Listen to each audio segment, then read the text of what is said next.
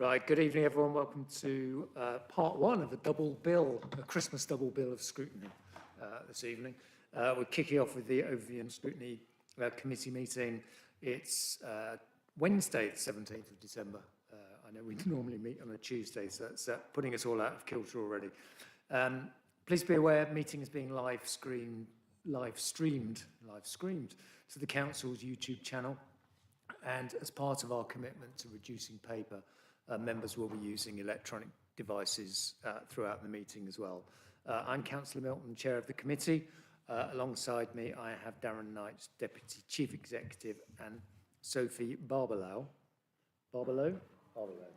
whatever, Principal Committee Services Officer supporting me this evening. Pre-scrutiny Q&As have been published on the Council's website. I'm not going to do the emergency procedure because I think everyone has been here before. And just a reminder in terms of using mics this evening, please speak directly into them and don't have something in front of your microphone.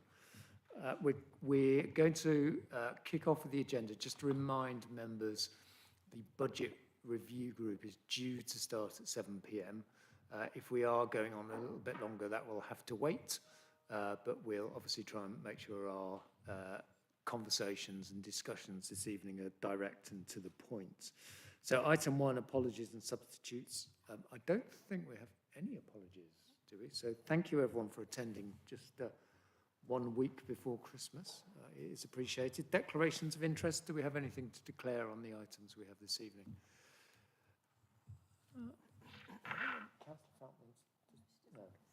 No, Councillor Falk, you don't need to declare an interest because you're not a member of the committee. Right, item 3, and this is where we're going to kick off, is the joint cabinet agenda. So item 5 on the joint cabinet agenda is the revised timetable for the South Warwickshire local plan. I am going to ask, so we have Mr. Clark, Philip Clark, Head of Place, Arts and Economy, and we have Stephen Stray from South Warwickshire Local Plan Team Leader, and we have Councillor King supporting on this.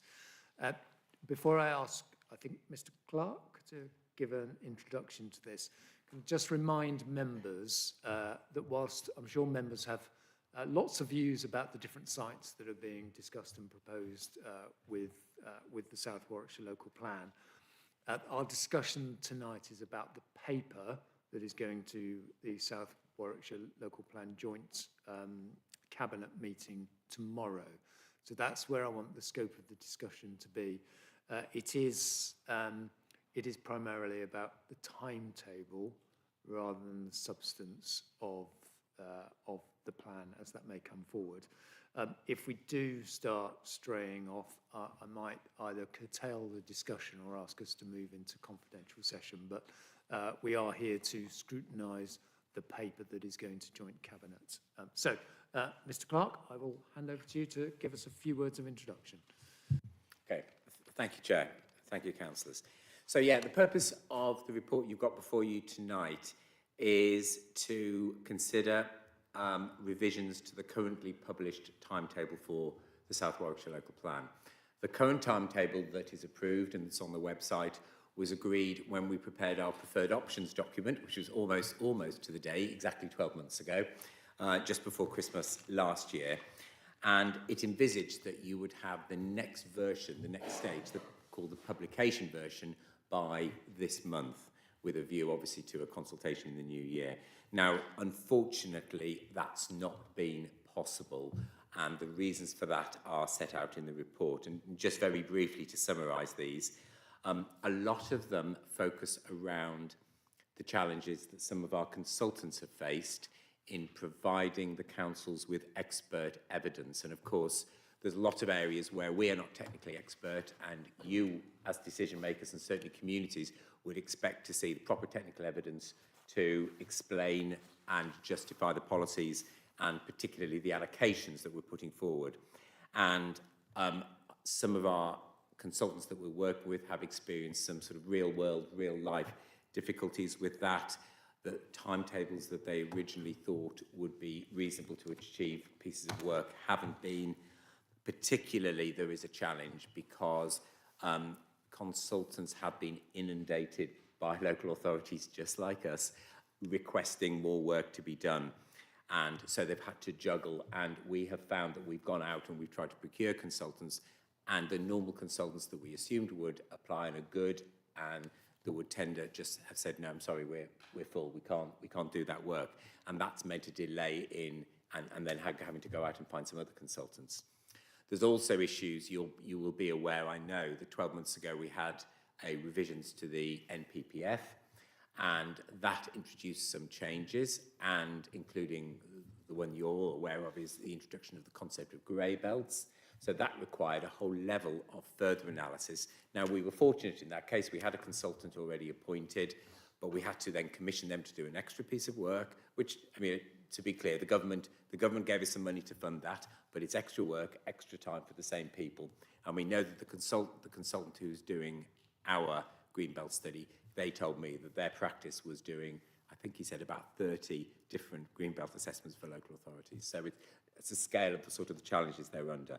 And of course, there are a lot of local authorities, I haven't got the number, but a lot of local authorities like us trying to get the local plan submitted by next December, because the important point about the timetable is that we are in a period where the government have indicated that unless local plans are submitted by next December, then we will be required to pivot to a new plan-making system, which will require us to go back some stages. It won't mean throwing out everything we've done, but it will mean going back some stages. It will mean further delay in getting the local plan progressed, and in view of things like the Housing 5-Year Land Supply, which both Warwick and Stratford councils have, clearly that's something we want to avoid.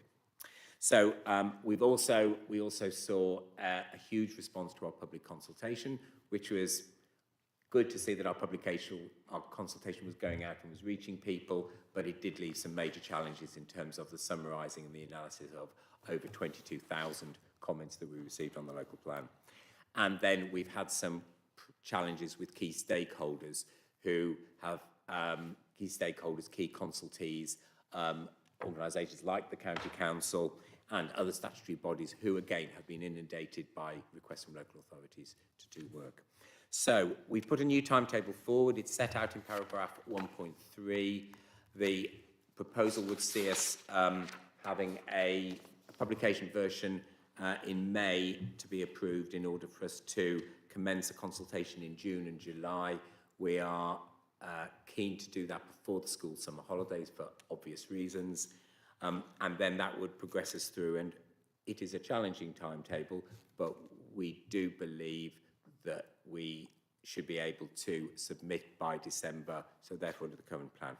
I would just point out that after that point, we have set out some other dates, but as you'll appreciate, once you've submitted the local plan, it's sort of out of your hands because you're in the hands of the inspectorate. And of course, we have good relations and we have ongoing links with the planning inspectorate, but it's about them and the timetabling of examinations, how long the examination takes, how long it takes the inspector to write the report, and so on.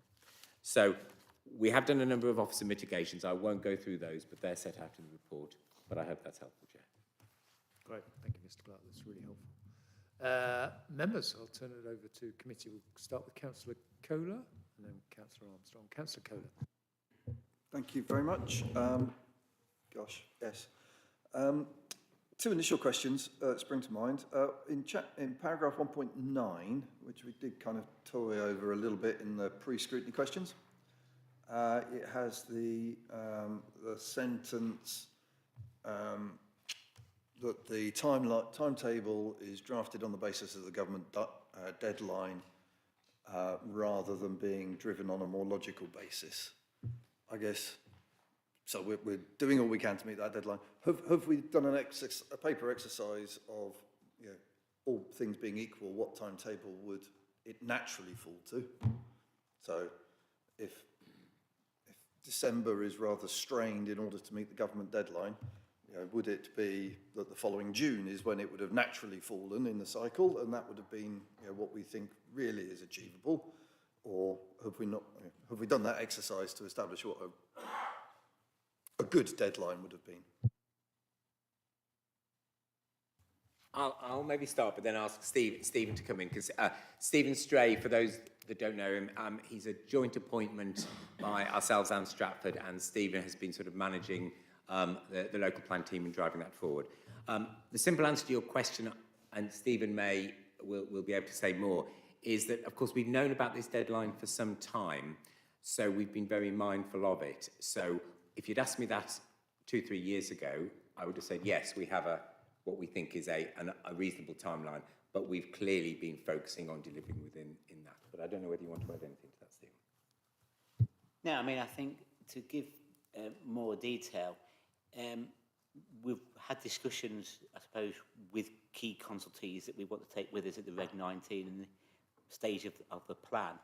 And you know, we're aware of their own pressures and their priorities in that work. And in an ideal world, you know, I think first indications were they would be preferable for an extra 3 months, but we don't see that as potentially working in terms of then that feeding into the way that they kind of silo work, where, for example, the county council provides transport evidence and then the national highways comment on it and that sort of thing. And we're having discussions with these parties about how we streamline that and work more in parallel to meet the timeline that's deliverable on the plan. And we're in a relatively, I think, a good spot in terms of that positive discussion, certainly with the Highway Authority. And I think that's taking us forward. In terms of answering your question, if it had been in an ideal world, then you know, you'd probably add that 3-month cycle on, you'd add that onto the end, so that would take you into March, and then you might have been to a pre-election period of whatever that might look, so it's a local government review next year. But we're not in that ideal scenario, so we're tailoring accordingly whilst making sure that we can be as robust as possible for the Reg 19 plan version. Thank you very much for that answer. So I you know, it feels like we're squeezing rather than it's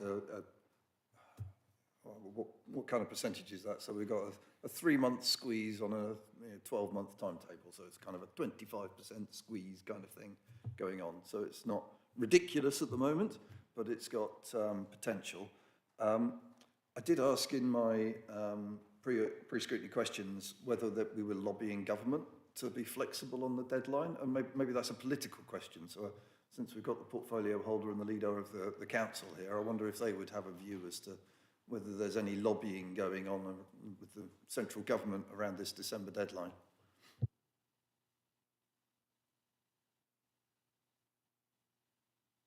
Thank you, Councillor Kohler. As far as I know, not direct lobbying, and you obviously got an answer to your question beforehand. What we are doing is taking a lot of soundings, particularly with a barrister, which our officers can say more about in terms of what slippage there may or may not be and likely scenarios of what can work. So crudely, what we're being told at the minute is if we miss the deadline completely, then you know, we're into the new system, which you've already heard.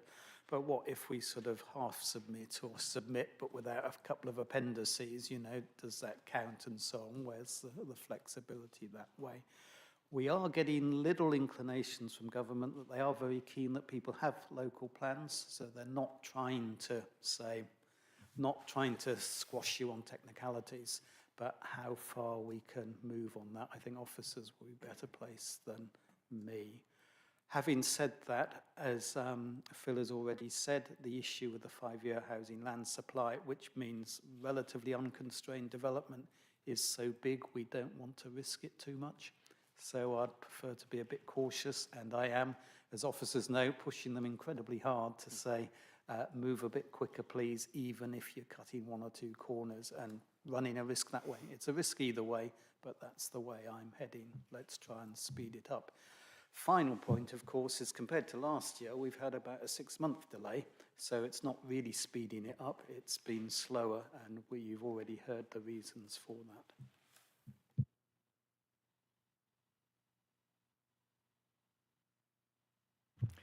that. Could I just come and make a response? I think with local plans, there's a balance to be struck in terms of the evidence we put forward. It is very easy to try to find evidence for absolutely everything and do numerous studies. And there are a lot of studies, and a lot of them are already published and on the website. And there is a temptation to be cautious and cover everything with a study. The government are very clear, and indeed we've just had a new consultation draft of the NPPF just landed yesterday, which to be fair is only in consultation at the moment, but which is very clear about evidence bases being proportionate to the decisions you're looking to make. So some of the questions we're having with the people who are doing the evidence for us is, yes, there might be some minor gaps, but we have to be careful about those when we submit. But is there a way that the evidence can be completed, packaged and presented in time for a consultation much earlier in the year? And bear in mind, we're not submitting till December, but we want to be making decisions that go out and consult sort of 6-7 months before that, making sure that that is of an appropriate type, so it's both, it gives you the answers that you need and local communities need when they're looking at the policies, but at the same time, can be done in the most quick possible, and the quickest and the most expeditious way possible. And that's the conversation we're having with our evidence providers, particularly at the moment around highways and transportation. There you go. I think Councillor King, did you want to comment on that point? Thank you. Yes, on that specific point about lobbying, I attended recently a workshop hosted by PAS, Planning and Advisory Service, and their two presenters there certainly endorsed the fact that many councils were in the same predicament in terms of the timeline, and that the Planning and Advisory Service themselves were actually engaging with the right people in London. We haven't heard anything as a result of that. Thank you. Thank you. Interesting to know that some lobbying is going on. That sounds good. Because I guess, you know, the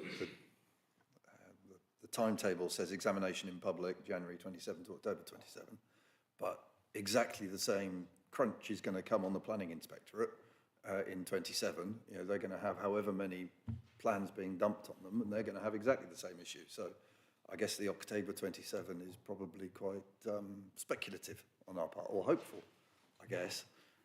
Do we have any guarantees from that end as to how long that would take? No. Shakes of head. Okay, that's good enough. I wanted to just...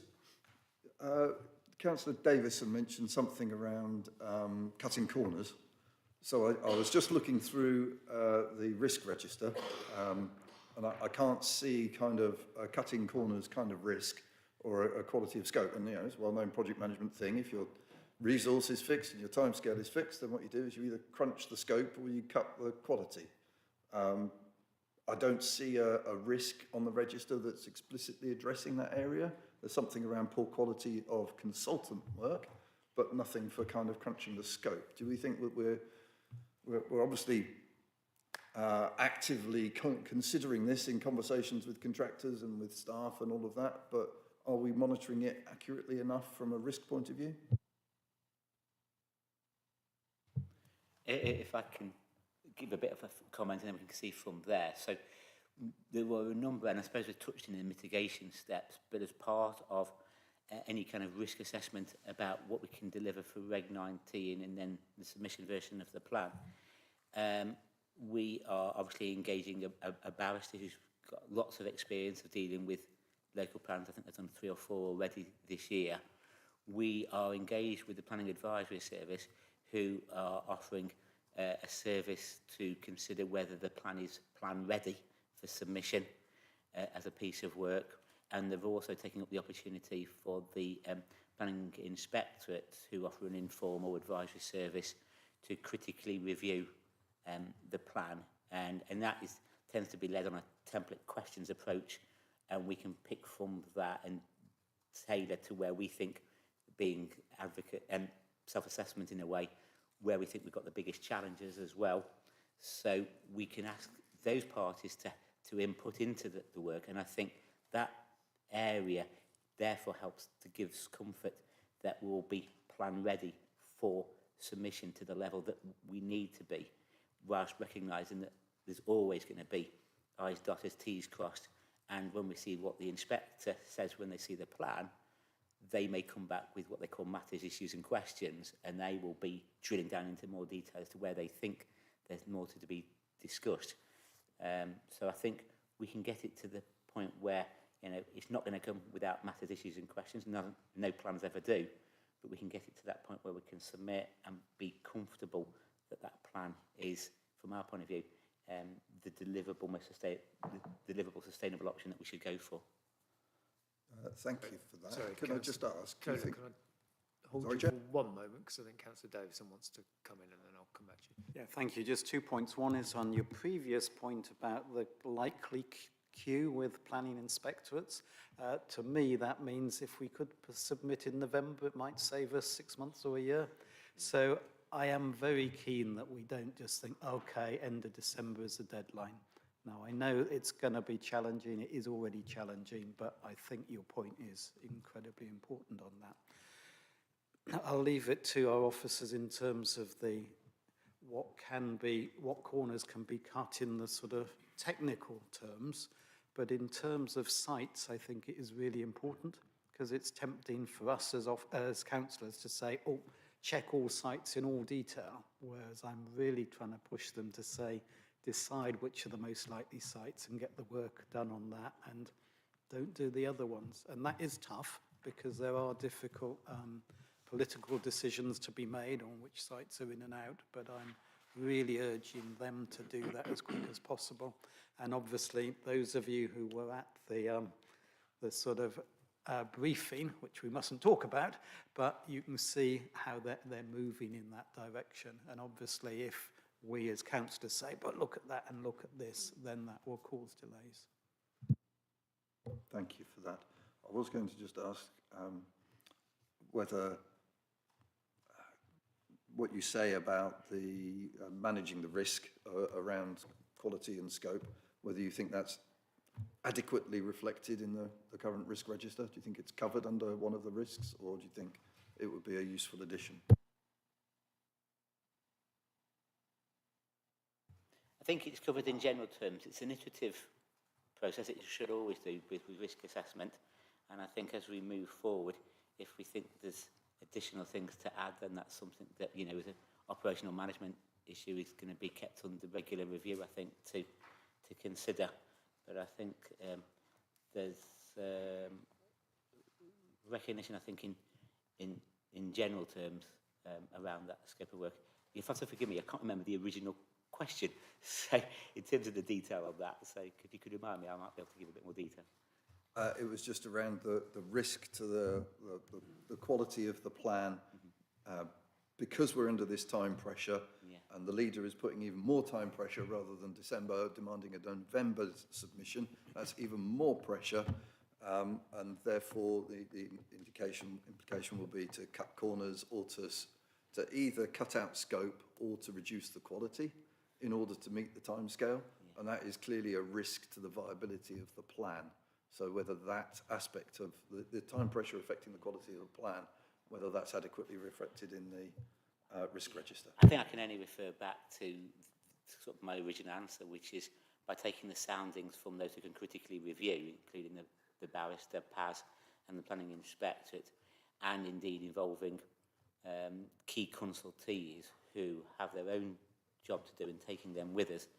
I would think that those measures being in place will mean that the quality will be appropriate for submission.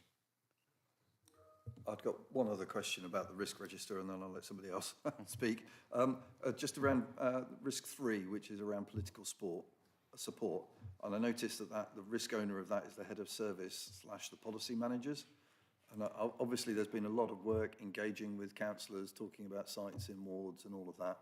I guess I've got two parts to this. One is what are the next steps in terms of maintaining that engagement throughout the rest of this process? And then, you know, is this an area where really either the portfolio holder or the leader of the council also should be having some ownership of that particular risk?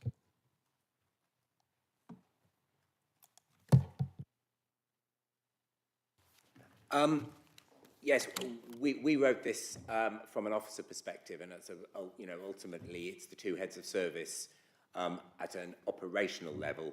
I suppose there's a discussion about whether actually the leader should also be named as the owner of that risk. So that's a fair comment, which I'm happy to take away. In terms of what we're going to do, we will be following the event that we had recently. We will be looking to work with you all to make sure that you are given information in a hopefully helpful and certainly timely way to help you with some of the major decisions that you're going to have to make. I mean, the problem with evidence is, as a general rule, as soon as it's ready, as soon as it's finished, we will put it in the public domain. And of course, it'll be coming in at various times. And as you know, the work on preparing the local plan is very much an iterative process. But we will be looking to put a programme of discussions with you in place over the next few months, so that by the time we get to when we hope to bring the publication version, you have a much clearer idea of what the plan's about. And I'm hoping that what we have started already is, I would hope, an important first step to that. And indeed, I know you've had some correspondence from officers just in the last few days about that as well. Councillor Davison, did you want to respond to that? Yes, Councillor King and I are very engaged in this. We see it as a huge political risk, and so we're working hard on it. I would also say it's one of the things I discuss with our chief executive the most, partly because obviously ultimately he's the one who has to make decisions. He's also, I think, very good in this sphere, and partly that is obviously his background, but also of all the officers, he's the most aware of political priorities. So he's many times said, officers, you may have the best plan in the world, but if the councillors don't agree with it, it's not worth anything. So it is really important to engage and get that. And yet again, I'm asking officers to share the plans as quickly as possible, so if there are political issues, we know. And I'm really grateful for them having done those briefings recently, both here and in Stratford, and I gather they went very well. Thank you. Okay, so I've got quite a few more councillors wishing to ask questions. We're going to go to Councillor Armstrong first, then Councillor Harrison. Councillor Armstrong. Thank you, Chair. I've got a couple of questions. The first one is about the consultant reports and technical reports as a pretty big risk in terms of hitting this timeline, if I understand correctly. So what is our backup plan if some of those reports don't come in time or get delayed substantially? Can we go to Regulation 19 with only some of them in? Does that cause a big problem? What is the backup plan, effectively? I'll start, but maybe Stephen would like to come in. We would, of course, take legal advice at all times, but when we submit the local plan, we are expected to have a plan that we can be confident, when I say we, forgive me, I mean you, as the councillors, consider is a sound plan. And a sound plan means reasonable and supported by the evidence, and ones that you can obviously politically support. Now, if we don't have that evidence to go forward, there are big risks, and that is a risk to the whole project in terms of the timelines we've got. I think within that, there are questions around when we get information, the way that information is provided, and whether that information gives you, and as I say, ultimately local communities, enough information for you to make those decisions with confidence. And what we're talking to the consultants about is trying to find a way of doing that to allow us to make our decisions as councils as soon as possible, but with enough technical evidence for you to be comfortable and confident that the work's been done and that you can rely on that evidence. Thank you, that's good to hear. The second one that I had sort of relates to this in a little bit more detail. So the transport assessment is obviously a particularly important piece, so just to focus on that a little bit. And clearly with the timeline, there's not that much scope for back and forth or waiting for the first response and then asking them for detail and so on and so forth, right? So could you give us any detail on what terms of reference we've given the county council or are planning to in in terms of this, because I think if we want the right set of information from them, we need to be really, really clear that they know what we want and they're working to that basis. And so can you just sort of illuminate us on that a little bit? Thank you. Yeah, so the brief, and I have to say I wasn't involved with it before because it was set prior to my involvement with the local plan, but the brief setting has been a joint piece of work between the county councils, the highway authority and their highway specialists, and the district councils.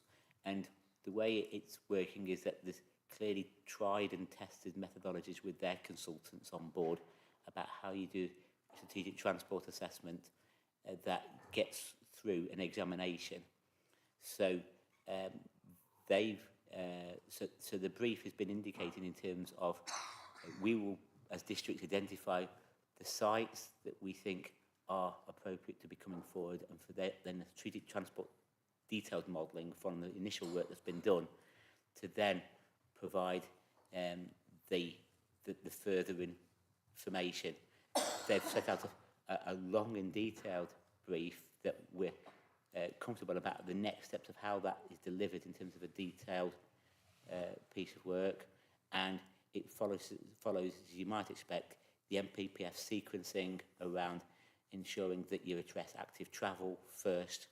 That moderates the housing, the transport, travel patterns and the numbers that are involved, and then you look to model and mitigate the actual transport movements when you've got that information. So it's following a sequence path that follows the MPPF and that has been tested by office, particularly with input from the county officers as the highway engineers and model experts over there that have been really able to assist us, whereas we bring the detail about the sites that we're interested in and whatever information that's been supported in those by land promoters or developers, so they can be aware of that information. Thank you. It's very particularly good to hear about the active travel first, as that was one of my big concerns, I think, and something that we need to make sure we focus on. I'm worried that if we get something back later on and it's not done in that kind of sense, there won't be any time to move forward with it or improve. But, finally, and this is more of a comment, I suppose, this meeting, I think, was supposed to be, you know, the scrutiny meeting on the local plan, and of course things have delayed and we've had to change that. I just think we need to be careful with the work programme to make sure that there's a replacement plan ready for this March-May consultation period, and something we should perhaps look at. No further questions, thank you. Thank you, Councillor Armstrong. I think that's a good point. Just, Sophie, could we just capture that? Because I think we've been quite careful in terms of the work plan to make sure that we have got space for this, but it was anticipated that we would be, as you say, Councillor Armstrong, reviewing the substantive plan now. Now we need to make sure that actually we've got some time later on in the year to enable us to do that. And again, the plea to officers, of course, is please don't dump 900 pages on us 7 days before the meeting.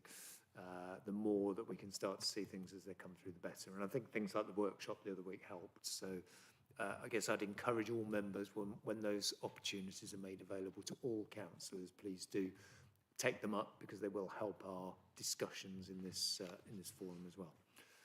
Right, thank you, Councillor Armstrong. Councillor Harrison, then Councillor Luckhurst. Councillor Harrison. Yeah, thank you, Chair.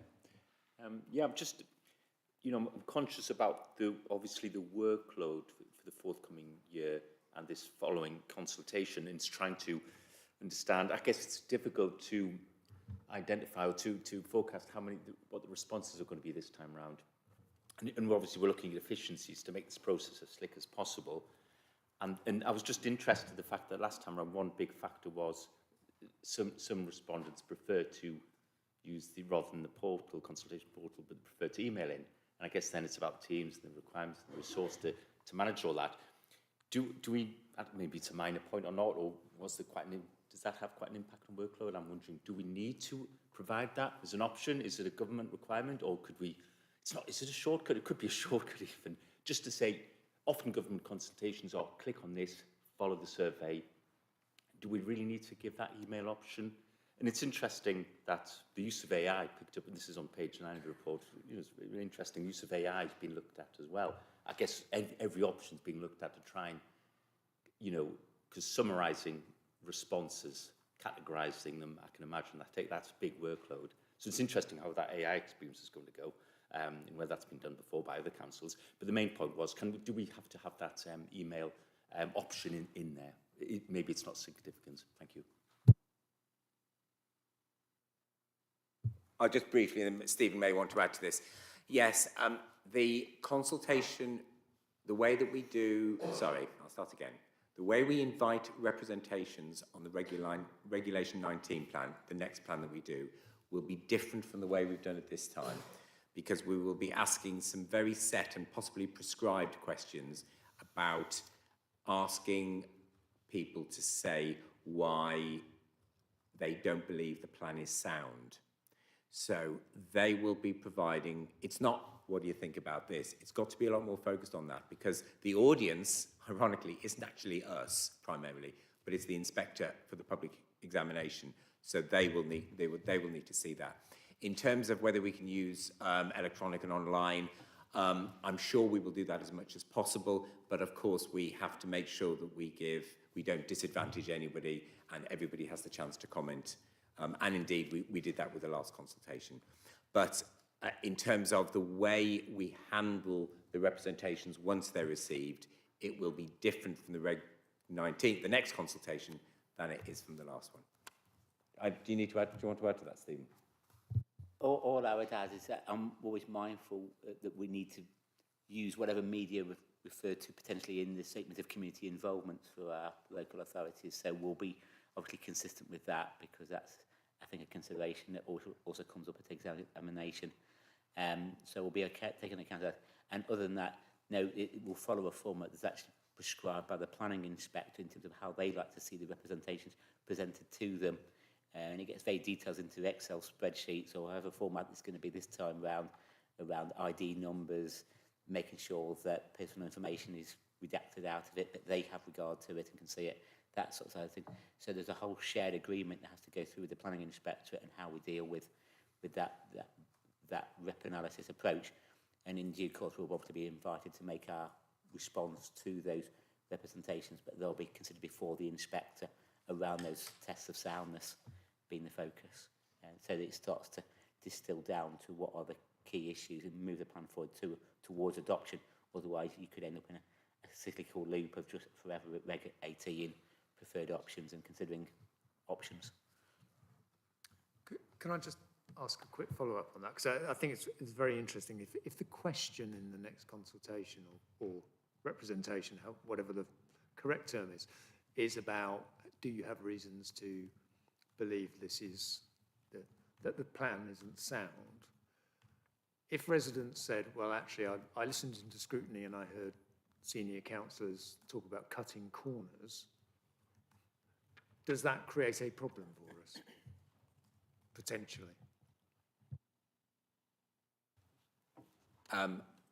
No, but if they did feel that the evidence base was incomplete, insufficient, inadequate, then they would point that out as a reason.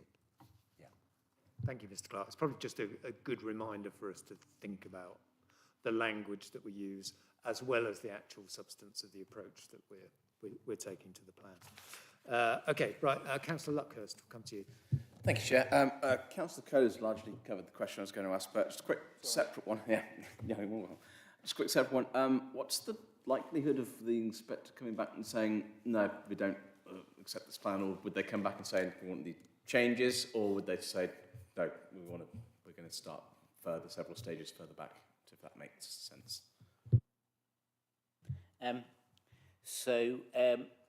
We submit the plan. Over the next few weeks, I suppose you wait with bated breath, and if they ask for an exploratory discussion, you know you've got a problem. And they usually have those discussions before they get into any kind of further progress with the examination. They may start to ask questions and that side of things.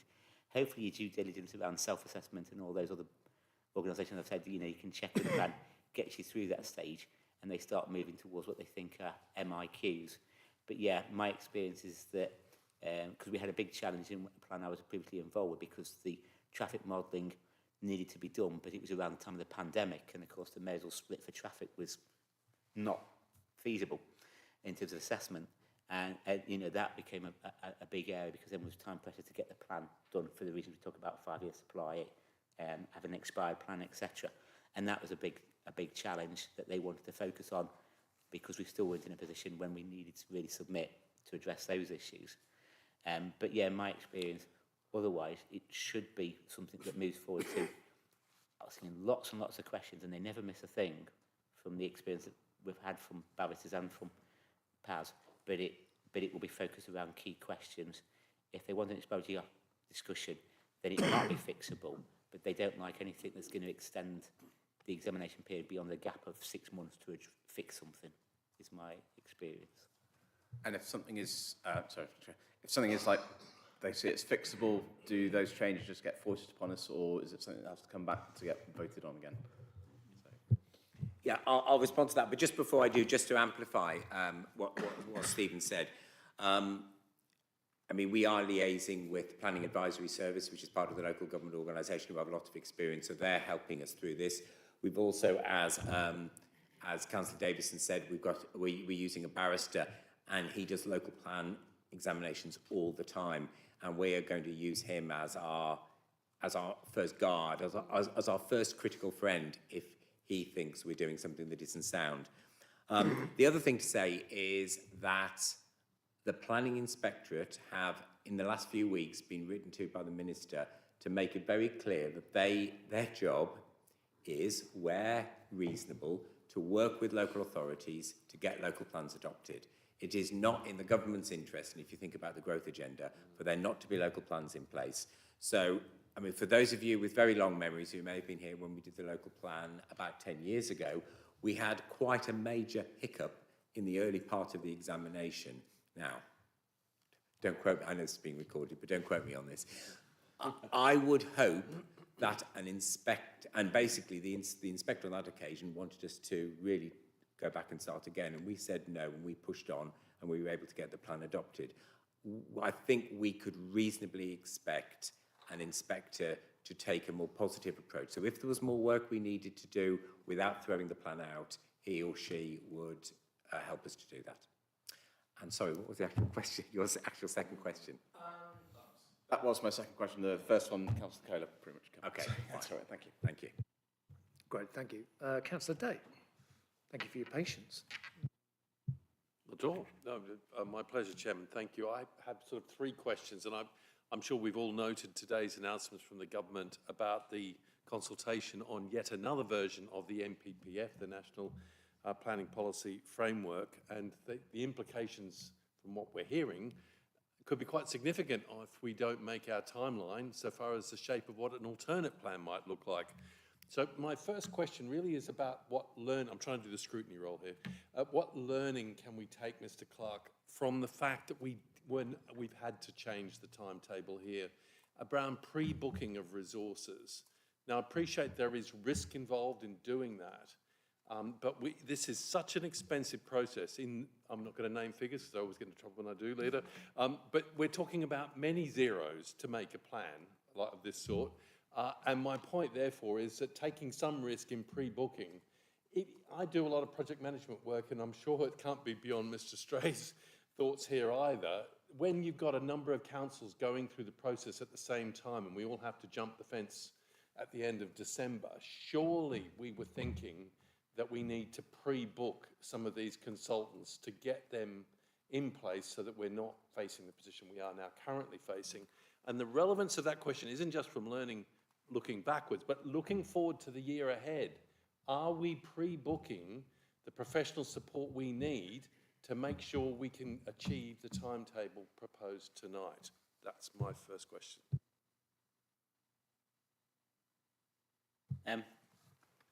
Yeah, so, I mean, in terms of pre-booking, we could get the plan to the preferred options, which obviously we consulted on, but we knew there were gaps that we'd need to do further work on. I think what presented part of the challenge is that, as we've discussed in the paper, the government was able to put money into that, but the consultancies themselves weren't prepared to resource up to meet that demand that came from that funding availability, because it drops off a cliff once you get past December 26. So that's had to be managed. Now, in terms of where we get to Reg 19, it should be remembered that Reg 19 is the council's position on what it considers to be a sound plan. And within those evidence-based studies that are supporting that plan and consult, we are making sure that those contractual areas include, you know, rates and so on, so that we can enlist them for when we get to examination stage and see it through to proposed modifications of the plan and thereafter. So we have them on board.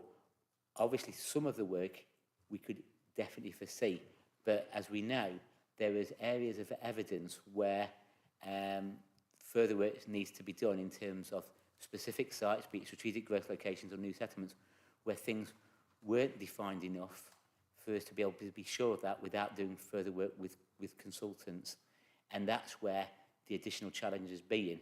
It might be worth mentioning here as well that, interestingly, we're all in a similar boat. You know, I'm talking to key consultees who are using consultants to help them address the local plans that are coming in, but there's only so many consultants out there. So they're challenged in terms of responding to us in timescales, because they're having to resource out for that work as well. So it is a challenge. What I would say is that finally, the position has at least changed in that, because of the longer lead-in time for the transition arrangement from when it was originally going to be, which I seem to remember was about the summer of this year in the original LURA Act, it does mean that there's been more time to plan for when the planning inspector are able to resource and deal with things, that side of things. I'm hoping that that's addressing, because where we were in a year or two ago, we were in a position where if you weren't one of the sort of pilot studies that got your plan through, you didn't know when you were going to get examined. And at least now we've got a understanding that that's going to be resourced from their end as well, in terms of understanding the somewhere in the region of 80 to 100 local authorities that were all trying at the same time to get their plan through in December 26. If I could keep going. Sorry, Mr. Stroke, could you just pop your microphone on? Oh, sorry. Chair, that doesn't altogether fill me with confidence. Looking ahead, given the amount of, if you see this as a gambling exercise, we've got a lot of chips on the table already, a lot of expenditure, time, effort already, contributions from the community, all that's on the table. We have got a finite finish date. And so my question really is to Mr. Clark now, as head of service. What assurance can he give members here tonight that we are pre-booking the necessary resources and, if necessary, paying a premium to secure their services so that we can meet the timeline that we're scrutinising? I'll come in. I'll look to Stephen to clarify if I'm not giving you a complete answer here. But my understanding is all of the pre-booking we would need to do in terms of consultant support is already in place, because, you know, we're aiming to have this done for the Reg 19 documents in the spring. So it's not that we haven't gone out and commissioned that yet.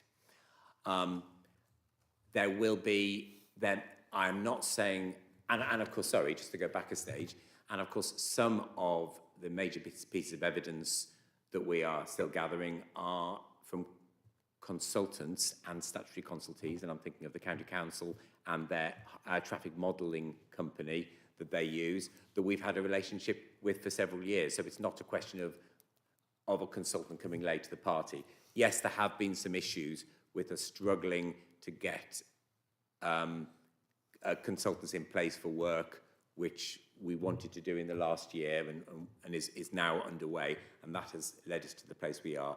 But I can't think that there's any further work that we haven't yet commissioned to allow us to do that. Now, I will just say there is a big body of work for us to do after the consultation and leading up to the submission of the local plan. And I hesitate to use the phrase AI, but it has been used here. That might be a tool that is helpful. but we are aware that there are opportunities with AI, but there are also lots of risks, and the council needs to take a cautious approach because the credibility of the plan would be, and the trust that members have in the plan, I think, would be seriously affected if there was a perception that AI was being used in a way that gave a misleading response. That's somewhere none of us want to be. Now, the more I learn about AI, the more I realise I don't know, and I think it's a fast-moving area, and that is an area where there may be some scope in 2026 that I can't quantify at the moment, but we will keep a close eye on that. Is that helpful? That's very helpful and very reassuring. Thank you both. My final question is around my previous experience with the 2017 local plan, and I'm asking you to correct me or amplify this point. As we go through to the point of Schedule 19 consultation, does the plan, I love this phrase, it's very appropriate leading up to Christmas, does the plan gain weight? I know I do. Does the plan actually give more planning weight? So, so as we're considering planning applications, I'm thinking of areas under pressure because of the 5-year housing land supply, Mr. Clark. If we've gone and done all this work and we've agreed, let's say, our Schedule 19, and we've gone out to consultation on it, and we've pressed the button and the council's agreed to submit it, and we may have to wait a year, let's say, for the planning inspector to come back and so forth. Where do we stand at planning committee? Does our work count for anything? The simple answer to that is a local plan has very little weight until you publish your inspector's report, when it suddenly has a huge amount of weight. Now, whether planning committee members feel more comfortable with major proposals that may be coming forward on a speculative basis, but yet align with the strategy we've got in the plan is a different matter, and that's a matter for the planning committee to consider. We, however, would be very careful in the advice we gave to the planning committee about the amount of weight they could apply to the local plan. So let's say a planning committee had two big applications before it on the same night, one of which was one of our allocated sites in the plan we'd submitted, the other of which wasn't. Members might feel very comfortable towards one and very anxious about the other. We would have to advise them to be cautious about dismissing the second one, and we would give advice on the weight to be attached. But short answer is not much, and then a lot when we get the report. Thank you, Councillor Day. I'm going to come back to Councillor Kohler, hopefully briefly for one more. Just before I do that, because we'll need to think about some comments, I was really interested about our response on AI, because actually I almost turn it the other way around. I think if there's any organisation dealing with large amounts of data that is not looking at an AI solution, I think that potentially damages that organisation's credibility. So I wonder that might be something that as a committee we wish to make some recommendation or comment to Cabinet for something to explore. So I will come back to members on that at the end, but that's just a thought on how we use AI. Councillor Kohler. Thank you, Chair. Just on AI, I think that there's undoubtedly stuff that it can do around summarising large volumes of text. That's without question. I guess it's how it can do it in a secure way that meets our other requirements, and it will be those non-functional requirements that will be very limiting on constraining on what we do. Anyway, that wasn't going to be my question. My question was actually prompted by what Councillor Day said, and I was looking at Appendix 1, which is the revised timetable, which is a kind of a month-by-month, blow-by-blow account of what stage we are at. And I guess my question is, does the team contain a project manager who is maintaining a much more granular project plan about what is going on a day-by-day basis rather than a month-by-month basis? So blocking out which consultants are coming on board at what stage and all of that kind of stuff. In short, yes. So there's an operational plan that that officers are using, both in terms of all of the studies and how they're going to formulate into to policies, it would be fair to say that we've also got work split into theme groups. So it might be, you know, transport, climate. It's also around the environment, that sort of thing. And each of those theme leads have got their own individual project plans around how they're dealing with when they're likely to be able to do the policy drafting, when they're expecting their study works to come in. And this timetable in Appendix 1 is informed by assessment and review, wherever possible, around the consultant, if they're involved, saying, we've got a final draft for client to review at a certain date, and it allows like 2 or 3 weeks for that, and then that informs where it might come to then an advisory group, and how much time that takes to get to the papers to be circulated for that. So that informs the thinking around at the granular level, what then you see at Appendix 1 stage, if that helps. That does help enormously. Thank you very much. I guess, Chair, one thought comes to my mind is that sharing that project plan on a confidential basis with councillors would be one way of engendering us with much more confidence about what's going on, rather than just the high-level plan in the appendix. I suspect not every councillor would feel that way, but I certainly would feel that way. Thank you. Thank you, Councillor Kodo. Would officers be prepared to share that more detailed plan? Is that possible? Don't want to speak out of turn, but I mean, I'm happy to share. What I would say is, it's been led in terms of when I'm expecting studies and that side of things. It may be that we need to introduce more advisory group meetings to cope with the staggering of the work, and that's not been factored into it. So I've got it operational in terms of when I understand that and when policies can come. But in terms of potentially setting new advisory group dates, say, for example, in March, that's a piece of work that I'm looking to do before I break up for Christmas. Not as a present to you all, but it's something I need to do to be able to make sure that I've got a work programme that helps manage the workload in a chunking way for the advisory group, and then whoever else might be engaged with it through council engagement sessions, etc. Right, thank you. Right, so trying to summarise that quite lengthy discussion, and thank you for everyone who's taken part in that. It's obviously quite a big thing, and actually we've focused, I think, quite correctly around a lot of risk here, because this is all very tricky. Can I suggest, as some comments that we send back to the Joint Cabinet, and they're comments rather than recommendations, but actually we highlight the significant risk that obviously the plan presents to both councils, that we would ask the Joint Cabinet to continue to look at creative ways to mitigate the timelines at the same time as maintaining quality of the plan. And how would members feel about a comment specifically about lobbying? Because that's the other way that we can resolve this is if we can't hit the timeline, if we can't hit the deadline, can we get the deadline to move? Because it doesn't feel like it's in anyone's interests, with a lot of councils hurtling towards 31st of December next year to be in a position where they all fall over. That wouldn't be a good thing. Councillor Koda, want to comment on that? I would certainly be in favour of some kind of comment around that.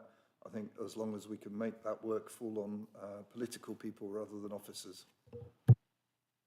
Great, thank you. So an encouragement to our to the political leaders involved in this to be lobbying government through our MPs perhaps, and any other contact we can find to make sure that everyone's aware of where we are, because this is really hard, and I know officers are working hard to do an enormously large job in quite a short space of time. So, any other? Councillor Armstrong, you've got a thought? Just can I ask that we also put in something about maintaining the active travel focus in the rush? I know it's a specific point, but I hope everyone agrees it's important. Okay, so maybe in the second comment around creative ways to mitigate timeline and maintain quality, and with a specific reference to active travel in the work the County Council are doing. Okay, members happy with that? Great, good. Thank you very much. Right. I think we can AI can be within those creative ways to find ways to get us faster but maintain quality, because I think that's an important element there. Thank you, Cedric. Right, okay, next item on the agenda is actually the work plan, which again is an ONS item. Are there things that members any things that members would wish to add, remove, move on that? Councillor Dre, I know you wanted to raise something.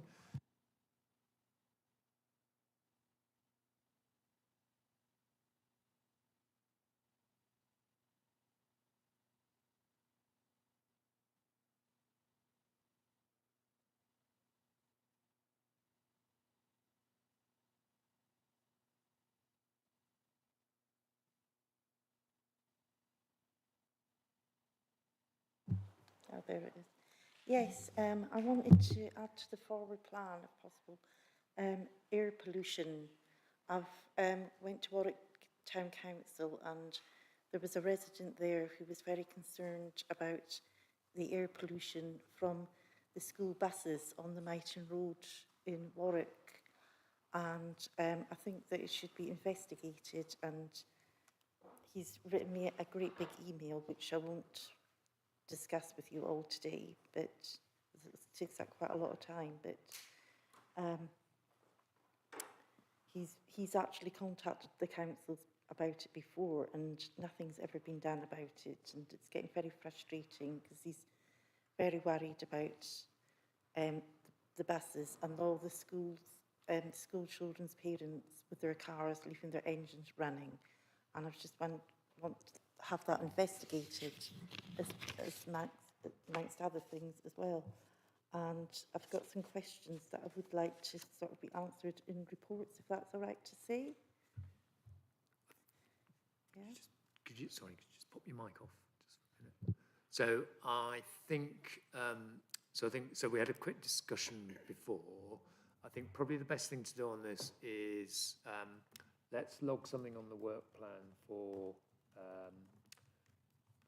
not, well, we'll find a space for it on the work plan.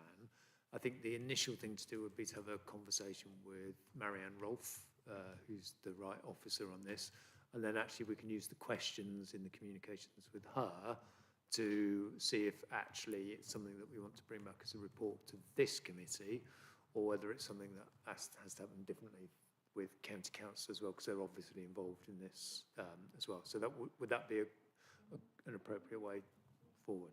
Okay, but that would be really helpful. Thank you. Councillor Drake. Any other contributions on the work plan? Okay, right, we're going to move on then. So the other item, which was a call in from the Cabinet agenda, is on item 5, on the Cabinet agenda for tomorrow, which is Sports and Leisure Team Resources and Grants, which was called in by Councillor Falp. So rather than go to officers straight away, I'm actually going to ask Councillor Falp to just address the committee for just a few minutes and outlining her reasons for the call in. Then I'll go to officers to perhaps respond to that, and then we'll go to members to see if we want to take the discussion further. So, Councillor Falp, over to you. Thank you. Thank you for allowing me to speak. I will declare interest because I have been involved in groups that have actually been awarded grants. And as you know, my son works in that department. I think Zoe can assure me that I don't think he works anything to do with the sports grants. So, there's a number of concerns, red flags that have been raised with this report. Thank you to Zoe and Hill, because I've spoken to them personally about some of my concerns, and Zoe has very kindly answered some questions tonight. But I just want to, I was there when the original grant was set up, and the reason it was done was because Campion School was dual use with the school and Warwick District, and I can't remember the reason why, but that rearrangement was going to finish, and it was agreed by councillors that there was a need for sport activities, facilities in that area. So the grants were brought in to help provide support for South Leamington and Whitlash. That was the reason it was set up originally. Have things changed? Yes, I think it's right we should be looking at it. It's been in quite a long time. It's changed in the sense that we've got more buildings. I would not think it's changed at all about the amount of people to deliver things in those buildings. Apart from perhaps everyone active, I think doing the new Oakley Grove, but certainly the other community centres have not had people, cannot afford to have people delivering things unless they're professional people, so you have to pay more. So these grants have been used to actually pay people to come in, so sessions can be run at a reasonable rate, so everybody can afford it. Do I think it should go to everybody? Yes. I think we've been lucky to have it for our area, but why? Certainly like the new Packmore's coming out, it would be really useful for them. Why shouldn't Kenilworth have the opportunity to put in for it if needed, etc.? So I actually do think it should be looked at and given opportunity to others. The red flags I've got are a few. Timing. It should have come in June, and it's now December. The community strategy and the community survey, I think, is 18 months late. So it's now being consulted on at the same time as this grant is possibly going to be cut. The survey asks, do you volunteer for groups, and would you like to volunteer to do more groups? Well, my first thing when I saw this was, not if you're not going to give me any help, thanks very much. So that was timings. Is there an issue? Is there a problem? Consultation, and so he clearly said no, there wasn't any consultation on this with the public. Well, surely the groups should be, in some way, we're going to do, or not even we're going to do this. I know questions have been asked, well, people don't put in for it. Well, no, it's extremely hard to put in for a very small amount of money. It's very easy to stop a grant if people don't put in for it. If you make it so hard to get, people won't put in for it. But I just think there's not enough in consultation with groups, you know, both in those areas and others about, you know, these grants. There seems to be a policy change here as well, because we're being told that the grants will be financed in a different way and targeted to areas of deprivation, greatest needs, and consultation with Bernie Allen's team. We have had a policy, I think, in the past of grants going to Brunswick Sydney Centre and I think it's the Gap. But does this mean all grants Warwick District now are going to provide, are going to go to those areas only? Red flag? Perhaps it should be, but surely we should be discussing that, not just, oh, everything's going to go there, by the way, they're tough, other areas. We should be discussing that. I'm a bit confused about the team. Going to gain 2 but lose 4. But I think I'm more concerned in this team has been in 2 or 3 portfolio holders since sadly our Rose passed away. I should think they're totally confused, because I probably am. Should we be actually looking at sports and leisure? Should we be looking at the whole, everything we deliver, sports and leisure? Should we be looking at that? How we deliver it, who's delivering it? Are we doing it? Will we be able to do it under unitary? To me, it's such an important area for our residents. Certainly is. But it's almost feeling piecemeal now. Oh, we're going to alter a bit here, and we're going to change a bit there, and we're going to do that. I'm just, the red flags, I'm concerned. Great. Thank you, Councillor Felt. That was really helpful. I'm going to come to Zoe Courts now and Councillor Sinnott, whoever wishes to respond, and then we'll come to committee as well. Thank you very much, Councillor. Yeah, I like this, that rather than go through the report, let's just cut to the chase and get there. I've put something down here about timing with the community strategy. I am frustrated as hell at how slow things have moved, how they get bound up in organisational glue. I think now is the right time to push on. I think the community strategy will be a great help for this, and this will be a great help for the community strategy, making connections. We just can't drift without one. So I just want to get on with this. The consultation, ease of access, you're quite right. Different pots of money, different grants, different rules, one without any rules. It's a bit of a mess. It's been drifting. It needs to be brought in. It needs to be made tidy, easy for officers to use and easy for the public to access. So I'm all for that. Consultation, it is a shame that it's taken longer than expected, but the pot of money for grants should increase by 22%.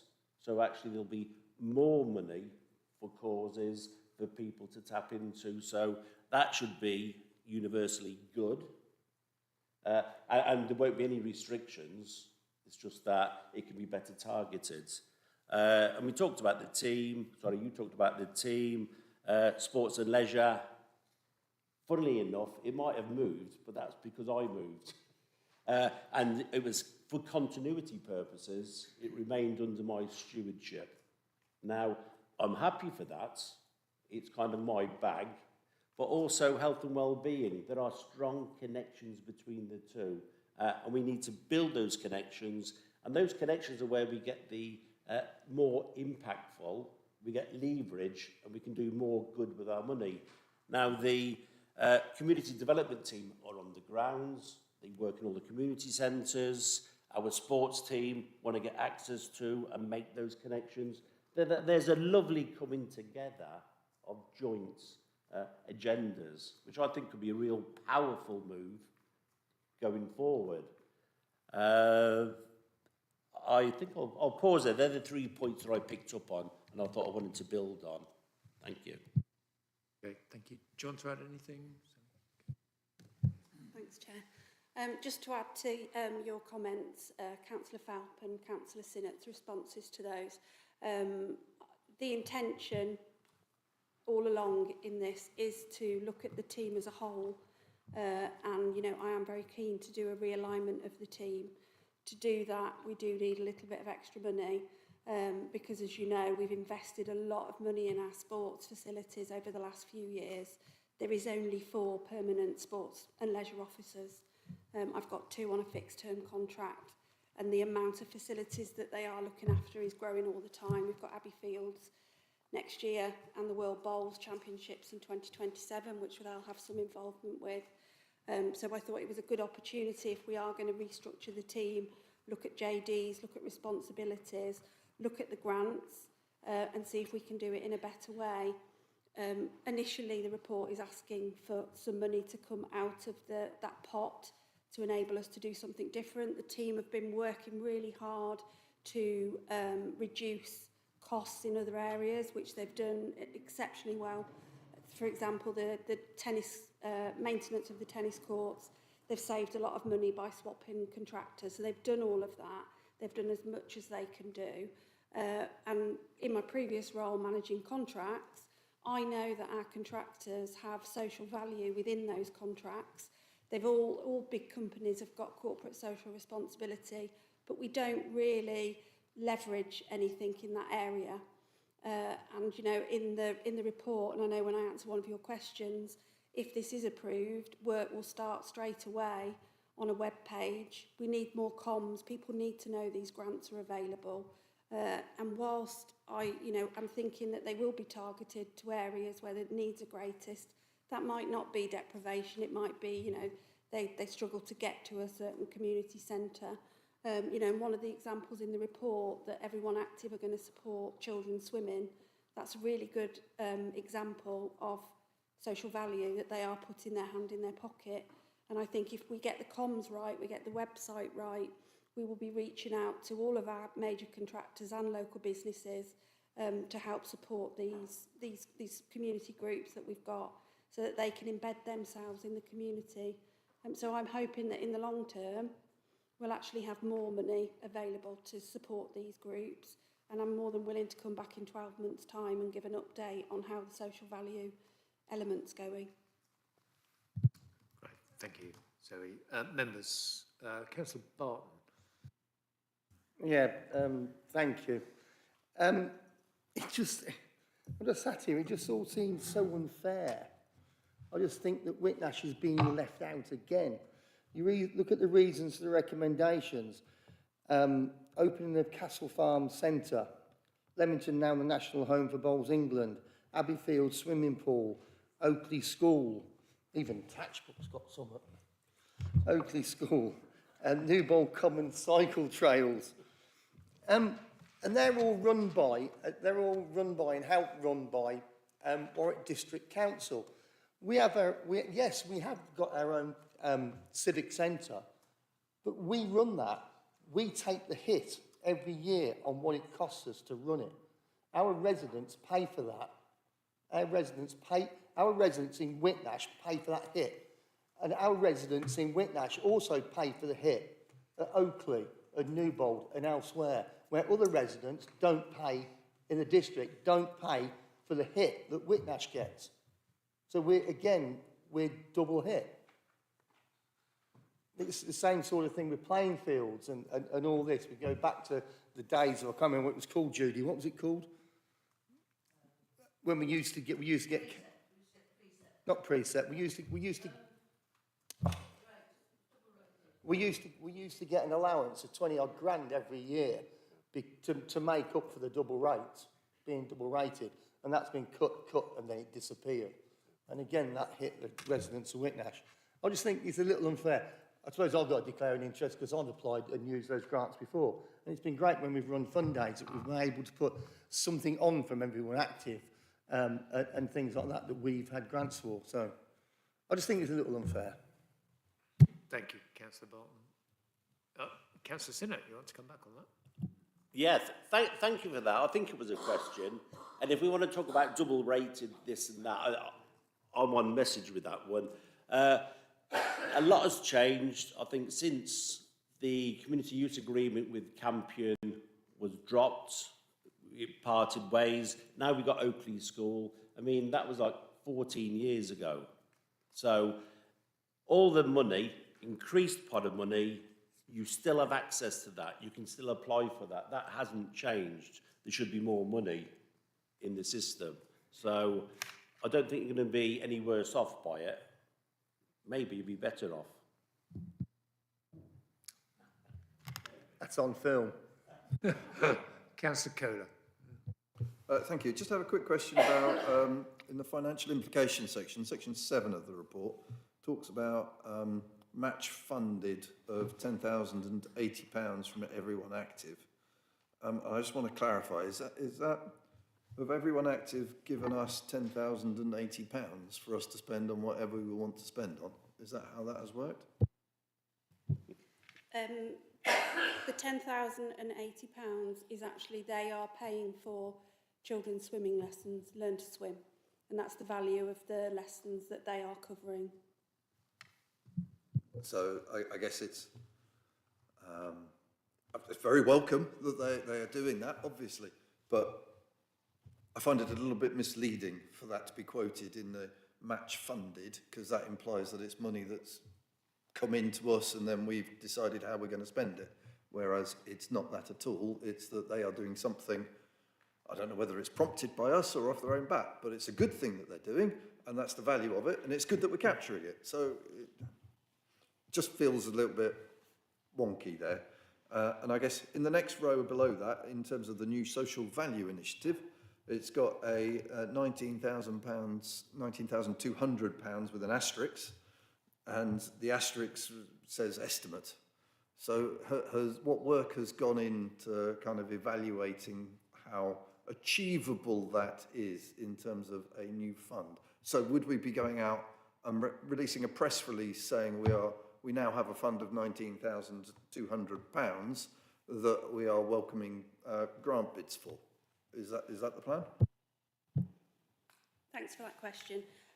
That figure is based on trying to replace the 18,000 that's laid out, and that is based on a very small proportion of a £96 million worth of contracts the council have got. and we did a social value report to the change programme and laid that out, that was, we perceived to be achievable. From my background with my contractors, I know the amount of money that they spend within the community, but we don't harness that at the moment. So I do think that's achievable, yes. So 2 follow-up questions, if I may, very quickly. One, so have we spoken to any of our contractors and said we're doing this and would you like to contribute? And 2, when are we going to be advertising this funds as being available for people to submit bids to? So in answer to the first question, social value is on board partnership meeting agendas with my contractors. It is part of the agenda, and we talk about what they're doing every quarter because that is within their contract. At the moment, it's more environmental things that they do. They are aware that this is coming, but I haven't been able to start formal conversations because this hasn't been agreed. If it is agreed and it is approved, then in the new year, work will start on a comms plan, the web page, and matching local businesses and contractors with sports clubs and their needs. Can I just follow up on that? 'Cause just a little bit of clarity. So are we envisaging here that, in effect, what we're getting from our contractors isn't cash, it's value in kind? It's a mix. They want to do something that's as easy as possible for them. You know, it might be they donate trees or they give us money to buy trees. That's generally what they do because they want it to be as easy as possible. And I think if we can have a web page where we can match clubs' needs with a contractor, that makes it simple. They don't want to go looking. Okay, it just seems, I guess it seems we're talking about different things, aren't we, here? Because I think the way that the grants were used before was to do things like provide classes and provide staff for doing things. And I'm just sensing a little bit of a mismatch. A common application for a grant is sponsorship of bibs, footballs, those sorts of things. And they come in year after year from the same clubs, so they're not self-sustaining. So those sort of activities, if we could match those requirements to a contractor with a club that wants those sort of equipment things, if it's actually holding activities, that would potentially, it could be everyone active, or it could be that that's what we do with the majority of the budget that we've got, that we hold. Councillor Day, then Councillor Harrison. Just for members' benefit, Chair, and I don't want to distract, but the Social Value Act was actually brought forward by the former MP of Warwick and Leamington, Chris White. So it is something this council can be proud of in implementation, and it is about encouraging our contractors to add value socially through their procurement as well as through joint ventures and schemes. I commend this. I think our officers are being very creative here, and the portfolio holder and this administration in bringing it forward onto the website as well. And I think that we should be facilitating this as much as possible. And being a fundraiser myself, matching grants and doing all those sorts of creative things can make limited pounds go a much further. Thank you, Councillor Day. Councillor Harrison. Yes, thank you, Chair. It was just earlier answer to an earlier question, which I think Councillor Kohler raised about the practicalities of when this fund will come into place. I think we must all have examples across our wards of good opportunities. We've got a couple in Mountain Heathcote, which is both cricket, we're desperate for cricket provision, and also Warwick Boat Club, which is not the most deprived of areas, but they've been asking for assistance from the council because it does encourage more residents of all ages to get involved. There, it's about expanding the paddle court tennis. So I've just been interested about the timescales, really, which I think was asked before, and how it's going to be introduced and publicised. Thanks. So, if approved, work will start early next year on the web page. The media team are already aware, but we haven't started work on it because I don't want to get ahead of myself, but we would aim to have it live by April. But in the meantime, we have got some money from the grants that we pressed pause on, that we could reopen the pot up in January. But I think one thing that we do need to do is raise awareness that that money's there, because sometimes it doesn't get spent. It's the same clubs all the time. So we need to have a comms plan. But my aim would be to keep councillors updated on it and have it live by early April. Okay, thank you. Right, I'm not seeing any other hands. Can I suggest we perhaps make some comments back to Cabinet along the lines of we explored concerns that members had about changes to the scheme. We welcome greater publicity for the scheme, and we would welcome a report coming back in 12 months, particularly in terms of find the right words, but actually seeing that actually we're delivering more funding than we previously had, because that's the ultimate aim of this. So we would, members happy with some comments along those lines back to Cabinet. Great. Okay, thank you very much. And with that, I'm going to thank everyone for attending this evening for quite lengthy discussion on the South Warwickshire local plan, which was I think important and necessary, but also a good discussion on the sports and leisure team resources and grants paper as well. So thank you very much. And with that, I will close the meeting.